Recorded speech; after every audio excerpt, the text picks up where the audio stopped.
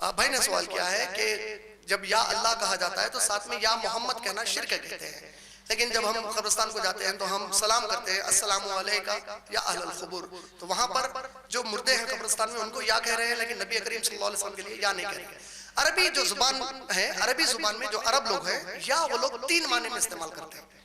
ایک یا وہ لوگ اس کے لیے استعمال کرتے ہیں جو بالکل ان کے سامنے حاضر ہو، یہ ایک معنی میں ہے۔ ایک یا ہے جس کا معنی ہے جو ہر وقت رہنے والا ہے، جسے موت کبھی بھی نہیں آتی۔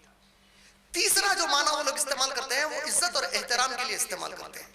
جب تک ہم نبی کریم صلی اللہ علیہ وسلم کے عزت اور احترام کی نیت سے یا استعمال کر رہے ہیں، انشاءاللہ اس پر کوئی پابندی نہیں ہے۔ لیکن اگر ہم اللہ کے نبی صلی اللہ علیہ وسلم کو اللہ کی طرح ہمیشہ رہنے والا سمجھتے ہیں تب شرک ہو جائے گا۔ تو انما الاعمال بالنیات، استعمال کرنے والا اگر یا رسول اللہ یا محمد صلی اللہ علیہ وسلم کہتا ہے اس نیت پر کہ میرے نبی بھی ہمیشہ کے رہنے والے ہیں، ان کو کبھی موت آئی ہی نہیں، ان کا انتقال ہی نہیں ہوا،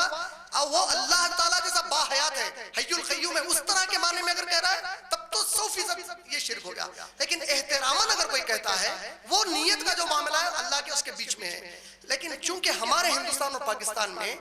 جو علمی طبقہ ہے، جیسے آپ کے پاس اللہ تعالیٰ نے علم عطا کیا تو انشاءاللہ آپ کبھی بھی اللہ تعالیٰ کے اس نیت کے ساتھ نبی صلی اللہ علیہ وسلم کو استعمال نہیں کریں گے۔ لیکن اکثریت پاس جہالہ کی ایسی ہے جو نبی صلی اللہ علیہ وسلم کو ہمیشہ کے لیے باحیات تصور کرتے ہیں اور یہ کہتے ہیں کہ یا رسول اللہ ہم اس لیے کریں کہ نبی صلی اللہ علیہ وسلم ہمارے سامنے حاضر ہے۔